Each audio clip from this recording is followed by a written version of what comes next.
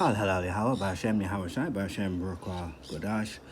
Double honors to the Apostle and Elders of Great Millstone, where I learned this truth from. Peace and salutations to the brothers on down, teaching, preaching, pushing this gospel, good news to four corners of the earth, waking up the hopeful elect of the house of Israel. Greetings also to the few sisters that tune into these video epistles. I call this lesson, it's like a rant really. I woke up with this really heavy on my mind. Esau-Edom's world of death. It's commentary, and as I say, it's a rant. I'm gonna get a few scriptures, but I'm just gonna speak. I wrote down a few notes here. I just wanted to share them. It was on my mind. I woke up halfway through the night and jotted down a few things. You shall not surely die. This is our introduction to this man in the garden, the serpent, meaning Nakash. Someone who practices divination is a man that was in the garden beguiling Eve. You shall not surely die. This is Genesis 3 and 4. This is our introduction through Eve to death. And no lie is of the truth. The scripture said the wages of sin is death. This is transgression against the Most High and the laws, statutes, and commandments. This is Romans 6 and 23. And so you're fighting for life from very conception. We've heard the phrase, my body, my choice. You got all this contraception, rubbers poisoned with lubricants to prevent pregnancy. Even before you arrive, the Most High has got this man in his element, doing all this wickedness. Our power. His name is Yahweh. His only begotten son is Yahweh Shai. Esau-Edom is currently calling himself the white man. He's got all various kind of disguises. And pseudo this and pseudo that. His diet is specifically aimed to reduce the sperm count and healthy eggs. He's got laws to do away with babies, especially the black woman targeted. Ecclesiastes 1 and 9 says nothing new under the sun. Let's get Exodus 1. Exodus 1 and verse 15. Yeah, let's start from there. Exodus 1 and verse 15. The one about Pharaoh. Yes, and the king of Egypt spake to the Hebrew midwives, of which the name of one was Shiphrah, and the name of the other Puah.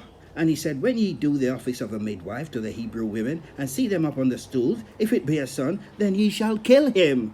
See, there's nothing new here, but if it be a daughter, then she shall live. But the midwives feared the Most High, and did not as the king of Egypt commanded them, but saved the men children alive. And the king of Egypt called for the midwives, said to them, why have ye done this thing, and have saved the men children alive?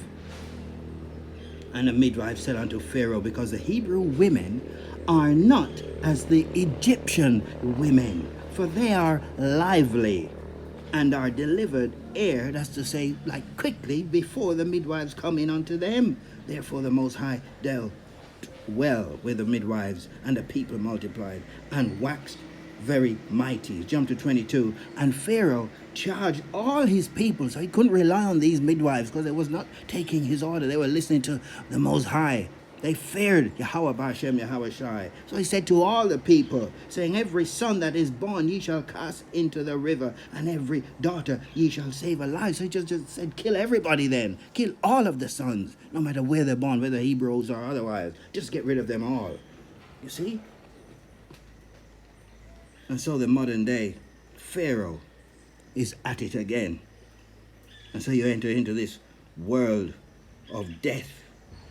Esau-Edom beguiled Eve in the garden. That's the progenitor, this serpent man. Got this woman riding on the carousel, jumping from man to man, lost in Esau-Edom's fight club, so to speak. We're fighting for life. No wonder someone said babies cry on entrance. They've just left from paradise into Esau-Edom's death culture. Look at their music. They've got this new thing called trap music. It's just all it leads to is death. It's in all the games and in everything. It's madness. The earth has been given into this man's hands, Job 9 and 24. And what did he do? Is covered the face. Actually, let's read it.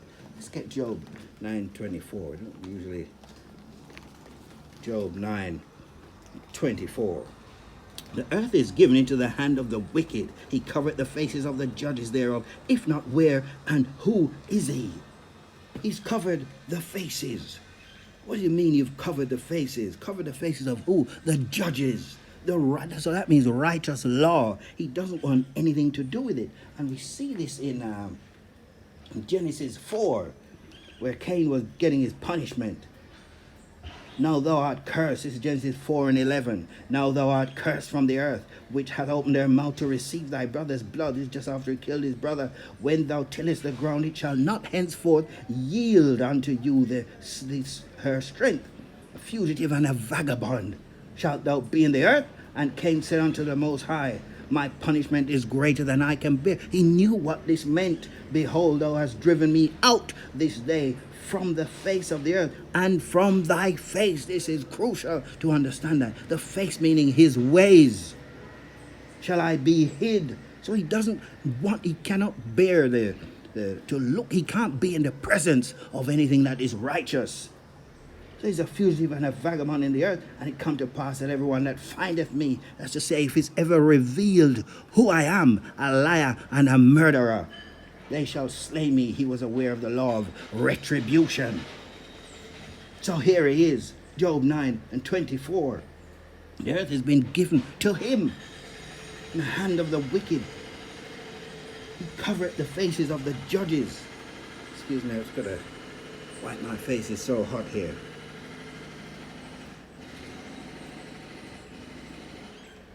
He's covered their faces. Righteous law. Masks. He's hidden their identity. Handcuffed, killed, and imprisoned. He don't want any rules. He's a lawless man. This Esau-Edom calling himself the white man. And by the way, you get to call yourself black, so void of any understanding. Wicked, dark. You see? Everything that's negative. So you've got to be black and nigger. Speaks Hispanics, Native American, all kind of Indian. Indian means savage. So you get to call yourself all these negative stereotypes while you get to say you're white, hiding the true identity of who he is. He's the man of sin, the man of lawlessness. Righteousness is hid from this man. The Most High's face is hidden from this man. He's a base man, viler than the earth, as it says in Job 30. The Most High is hid from him. And we read Genesis 4. Actually, let me just get the Apocrypha. Let's read a few from there.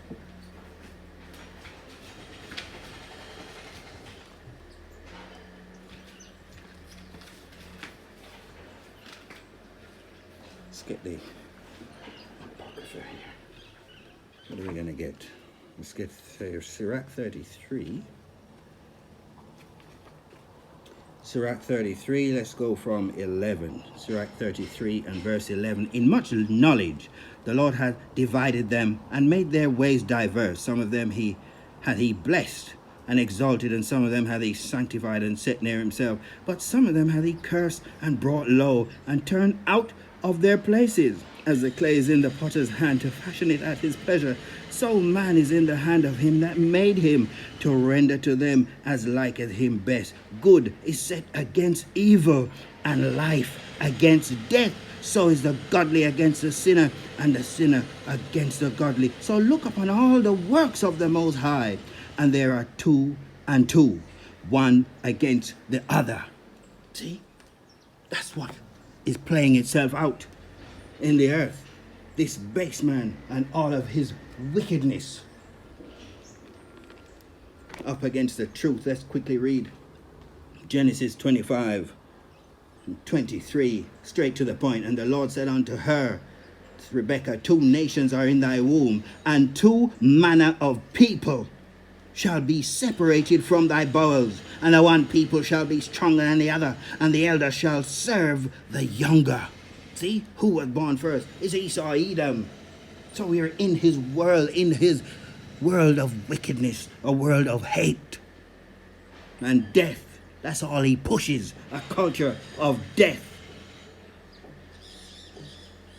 Malachi 1:4-3, actually. Why not get it? Malachi 1.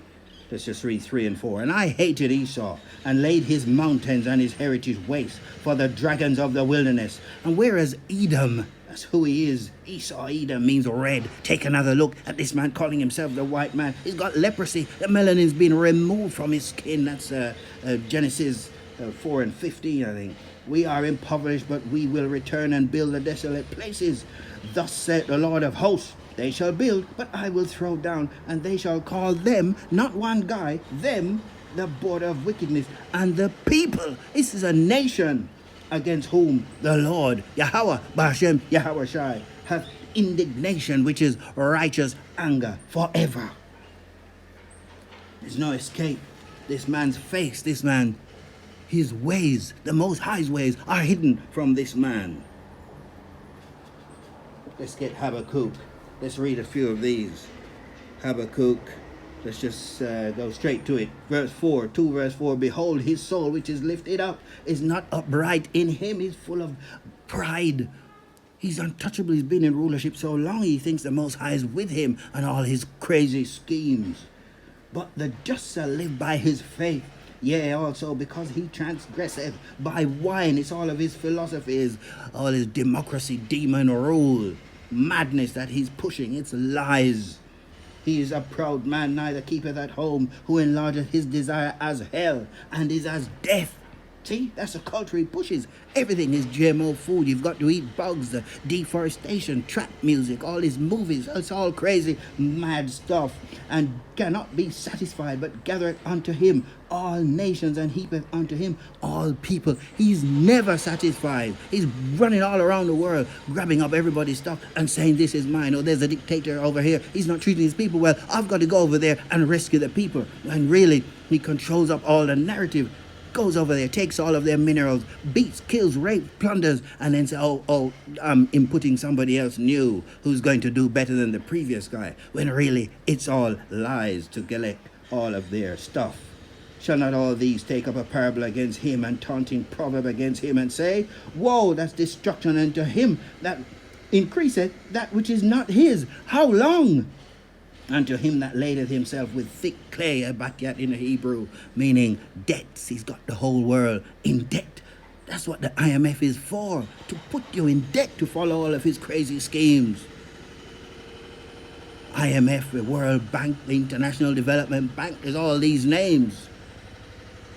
This man is surely in his lot. What man? The man calling himself the white man. This is the man of sin, the man of perdition. And this is a rant. Esau-Edom, word of death.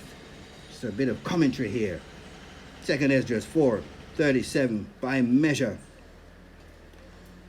Let's jump up a bit.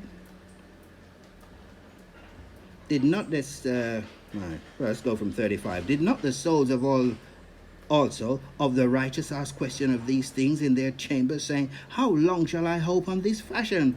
When cometh the fruit of the floor of our reward? How long do we have to keep looking at this wretched man walking around calling it, oh, he's royal, he's this, he's that?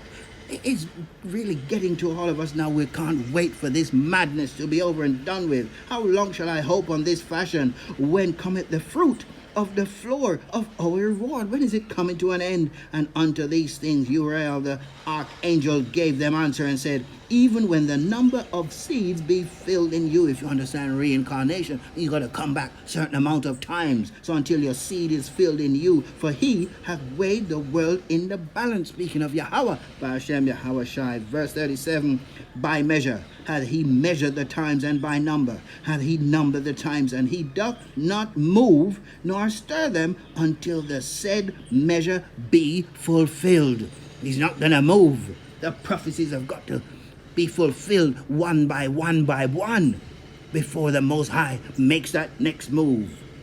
The brother was saying they don't overlap. One thing and then the next, then the next, then the next. But he speeded up the time. Look, the year's just started. We're pretty much at the end of it already.